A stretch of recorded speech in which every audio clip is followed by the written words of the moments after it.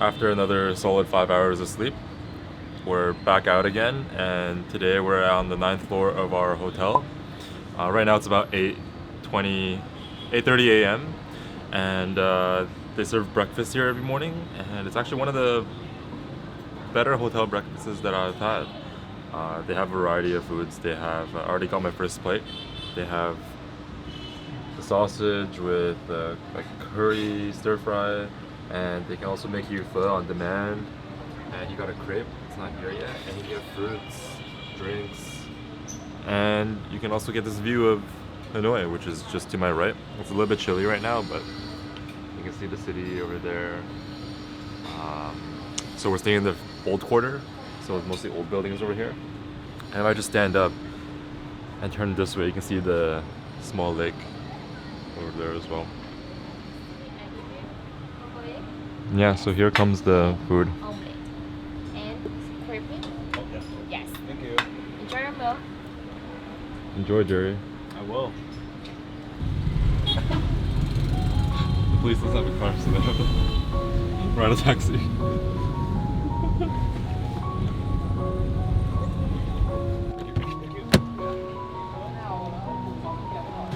Okay, so we just finished breakfast at the hotel, and we took a Grab taxi to get to the Ho Chi Minh Mausoleum. And when we got here, we tried to line up to get in, and then one of the officials said that you can't go in with shorts that are shorter than your knee. And Jerry's wearing these short athletic shorts that are pretty much up to the middle of his thigh. And now we're at a store. We got told to go to the store across the street here to get something to cover up his knees. Otherwise we can't go in. Oh my gosh. This is so funny.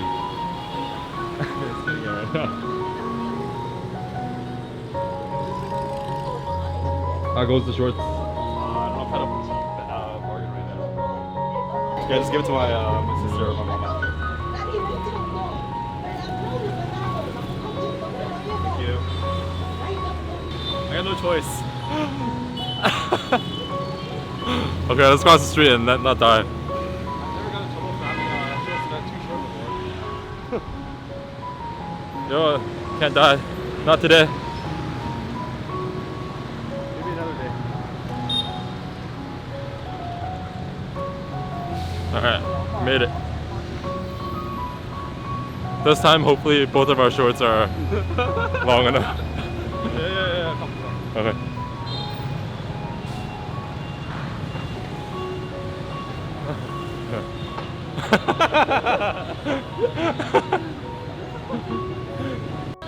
Okay, so we got in after very difficult security. The security, like, they're probably not even checking anything, honestly. They just put our bags through the X-ray machine. No one's even looking at the screen. And they give us these bags to put our cameras in. So before you go in, they take away all your camera gear. They don't tell you why. They just take it all away. Take away the camera, took away my mic, took away my tripod, told me to put it in a red bag, and just took it away. They said, "Oh, you get it back at the exit." And when I asked them where are they keeping it, when am I gonna get it back, they just won't respond to me and just put it in the bag. I'm like, okay, fine. So I put it in the bag, and then we have to walk in a circle to get to the mausoleum, which is right behind me, right there inside. And there's these soldiers just watching you, and you can't put your hands in your pocket, you can't put your arms crossed up in front of you, you can't do anything, you just have to keep it by your side. And you have to walk through the mausoleum slowly, you can't stop. And there's just a body inside in the middle, which is Ho Chi Minh. And he's embalmed, preserved meticulously, like pretty much the same way how he looked when he died, I'm assuming. But that was a very weird experience. I don't know if I would recommend this to anybody. Jerry had to buy his pants. Fancy pants? His fancy pants. We both had our like $2,000-3,000, probably $4,000 worth of camera equipment, just taken away without telling us why. And yeah. So we ended up buying tickets to go into the residential area, the gardens of Ho Chi Minh. And we saw his cars, we saw his residential palace, the presidential palace, which is actually just to my right, I realized. This is Yellow Palace here. can't really get too close to it, so we have to look at it from a distance. And now we're just walking through the mango road. I don't think these trees around here are mango trees, but it's just a long alley of very old trees. Mangifera indica L, as I see. And there's a little statue of him sitting and having coffee over there on the pedestal in his little garden. And this is a nice garden. I don't really like the style of the homes. They look a little bit... The color is a little bit not to my liking. It's like a bright yellow, orange. I think I would paint a different color, maybe white or black. There are some giant fruits here. Maybe this is the mango grove. They're probably the size of my head. Look at that. Yeah. Okay, one more correction. I actually think these are not mango trees, and these are actually pomelo trees. You know, pomelos, they look like these, they taste like these more sour oranges, and they're really, really huge. Look, right over there, a pomelo. Yeah, and there's literally a whole grove here of just pomelo trees. I don't really like pomelo, but it looks pretty awesome to see them grow on the trees like this. They look really heavy, and they're hanging off these tiny, tiny little branches. Defying the laws of physics. Oh. So do you want that sugarcane juice? No, 太贵了。 Okay. 好，多少钱？ 6万多。哦呀，那太贵了，跟你裤子一样贵。Pretty much. Okay. Next destination, I think we're going to Temple of Literature. Is that right? Yes, sir. Okay. Temple of Literature, and then there's a prison as well that we can maybe check out. And then lastly, trade market.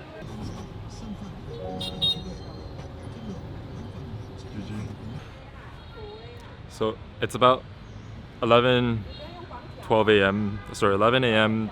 noon right now maybe, and we've just arrived at our next destination, the Temple of Literature. And so this place was originally built as a university, I think, in the year 1070. It was for like Confucius scholars and elites. And around here there's different courtyards and different monuments and different types of buildings, and apparently it's one of the most well-preserved historical buildings in Vietnam, and I'd have to agree with that. It does look pretty beautiful. There's flowers, the gardening and everything is picturesque. There's water, and yeah, I'll have to have a look for myself. And apparently thousands of doctors graduated here, so that's interesting.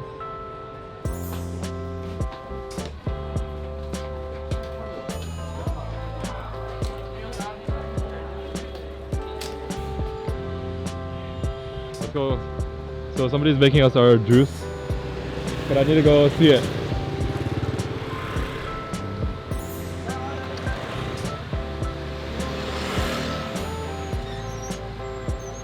Okay, so this is how the sugarcane juice is made.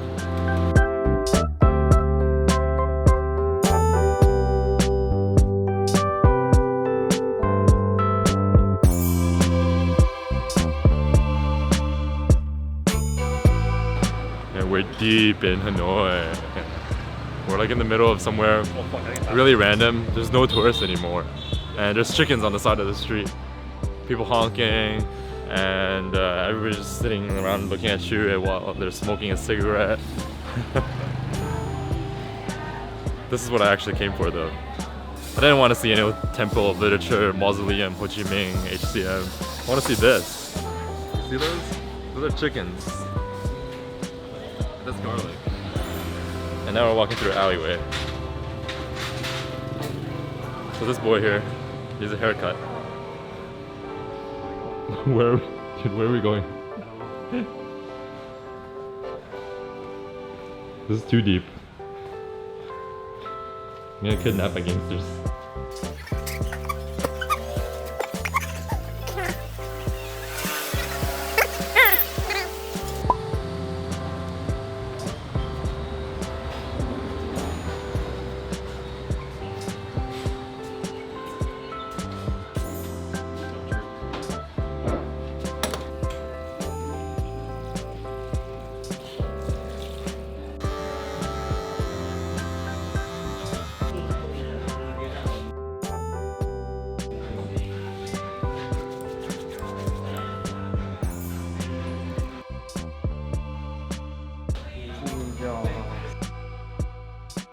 So we're here at the barber shop now, and Jerry's just getting his haircut really quickly.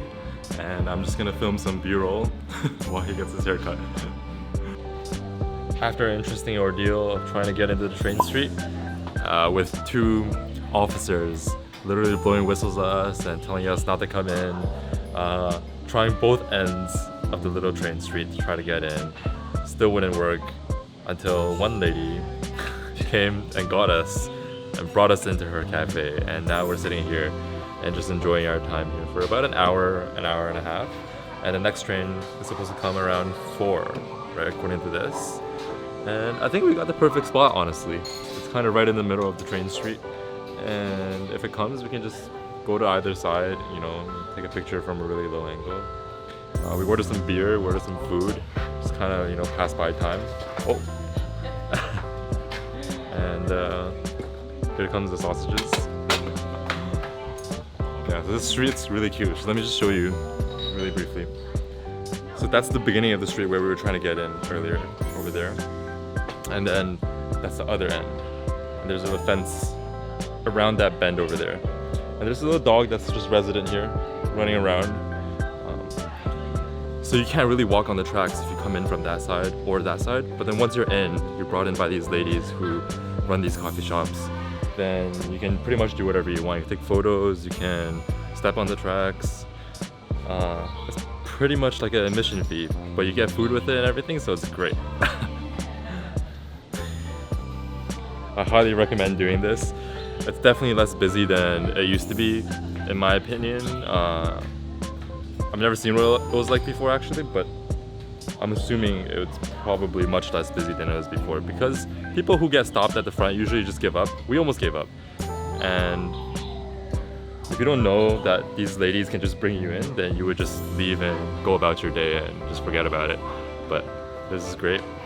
We're gonna wait the other 45 minutes, 1 hour, and then take some awesome pictures of this train. Our food just got here. This is so far the most authentic looking one, made straight from my grandma's house. 1, 2, and comes with some lime, and I got another Saigon beer just to, you know, pass time again. It's very relaxing. The temperature is super nice. Feels like about 18, 19 degrees, 20 degrees at most. There's a nice breeze passing through this alleyway, and it kind of insulates you from the sound of outside traffic. When you're outside, literally it's just beeping, beeping, beeping. Motorcycles going past you, exhaust noise, exhaust smell, but here it's like a quiet oasis on its own. It's awesome.